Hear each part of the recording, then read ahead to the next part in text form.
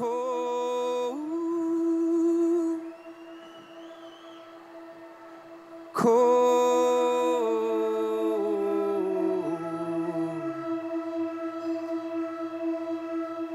cold wind it blows, blowing through like Sunday morning. Chills my bones, take me home, take me home. Is where the heart is, but my heart's been truly stolen.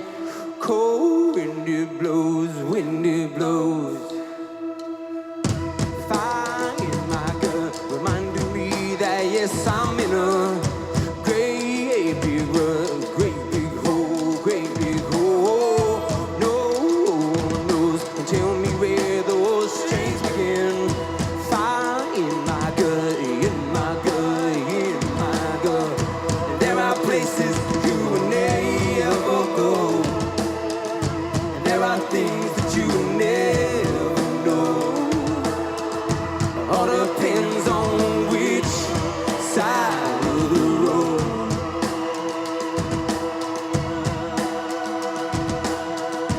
Hole in my soul makes me feel like I am floating far from my place. I got no land, I got no face.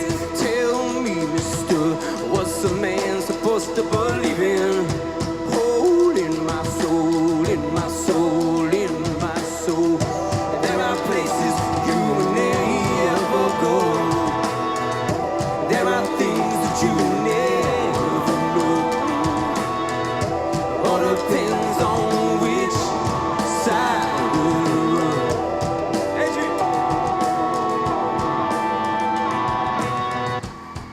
My name is Adrian Burragubba. I'm the leader and the spokesperson for the Wangan and Jagalingou people. We're the traditional owners of the Galilee Basin, where Adani is attempting to build his mine, the most destructive mine that will be the biggest thing south of wherever we are now. This is going to be a devastating mine. 4 times we've said to them, no, we don't consent to the mine. We've said we reject everything, all of their offers. And our people have stood, and we still stand today. And we have them on their back foot now. This is why they can't progress.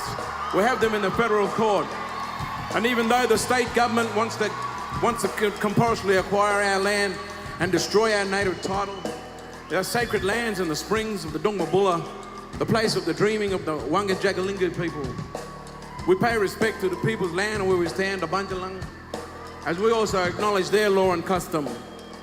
As our ancestors handed on to us the responsibility as the custodians of this land, we together can share. We are just one voice, but many together. We can say no to Adani. No to Adani. No means no to Adani. We can stand together and our voices can be heard throughout the whole world. We will not stand for Adani. No means no.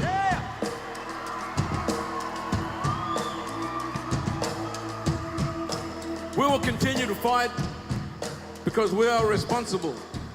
We're responsible for those who can't speak for themselves. The nature, the environment, the plants, the trees, the animals, the kangaroos, these things are also a part of our totems. The environment is so fragile that if a mine was just to progress and go ahead, it would devastate the whole of central Queensland. It would turn it into an inland desert. So it's our responsibility to stand against this fossil fuel industry, extractive industries that want to come and destroy our country, destroy our water, and destroy and pollute our air that we breathe. Together we breathe the same air. The rain falls upon us just like the sun shines us all together.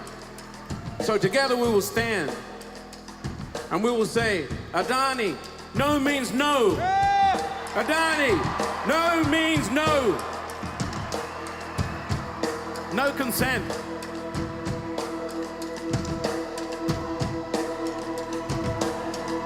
Gun to my head, you're telling me that I'm meant to obey laws of your land, of your land, of your land. You don't follow rules of the bullshit games you play. Gun in my hand, in my hand, in my hand. they want to build the world's largest coal mine. But what always gets me is when the bully kind of comes into town with his big bucks and his big bat and his cronies and his fucking paid off politicians and his legal bending of operata and what have you to, you know, retroact legislation.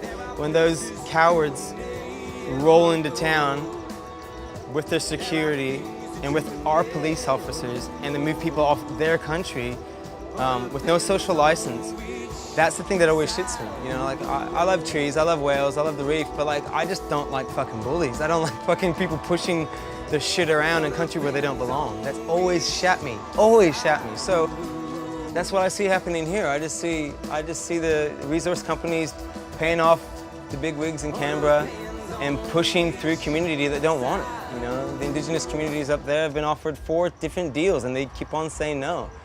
You know, and then the politicians come in and they go, yeah, we're gonna give you jobs, we're gonna give you jobs. Meanwhile, the CEO of the company is going, it's gonna be like 90% automated. So you know when you're being bullshit, you know, and I just don't like to see this beautiful nation with these beautiful people and these beautiful communities get fucked over by people who just don't give a fuck. You know, Australia is one of the world's leading coal producers and exporters. And it's one of the biggest exports from Australia to the world. And coal is one of the leading producers of climate change. So literally, Australia is exporting climate change to the rest of the world. And it's affecting traditional lands, it's affecting the reefs, and it's affecting the water that we drink. And I really believe that within our lifetime, it's possible to have a 100% renewable energy future for 100% of the planet. And so every step that we do investing in coal is a step that we're not investing in renewable. And that's why I'm opposed to it. But more than being opposed to Adani, I'm in support of making sure that we have clean energy. And that's really what it's about for me. One of the first things I did was I went up to the front line and I met with and hung out and stayed with a lot of the protesters and the people who are on the front line trying to stop this giant coal mine.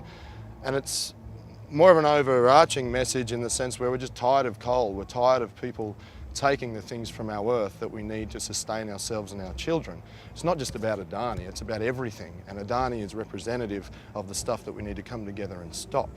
You know, it's our time now.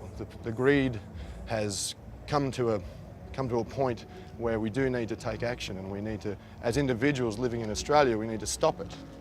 You know, so that's kind of, but getting back to being up there, I met with locals too, people who were for the mine, who thought, you know, how am I going to feed my kids? I can go and I can get a job there, and I can buy a house, and I understand that. It's about looking beyond that and realising that, yes, you can put a roof over your kids' heads and you can, you know, buy yourself a car and you can sustain, but at the end of the day, we're destroying the water, we're destroying the air, we're destroying the land and the sea, and that can only go on for so long. So it's an easy truth to understand once you open yourself up to it. Everyone knows it.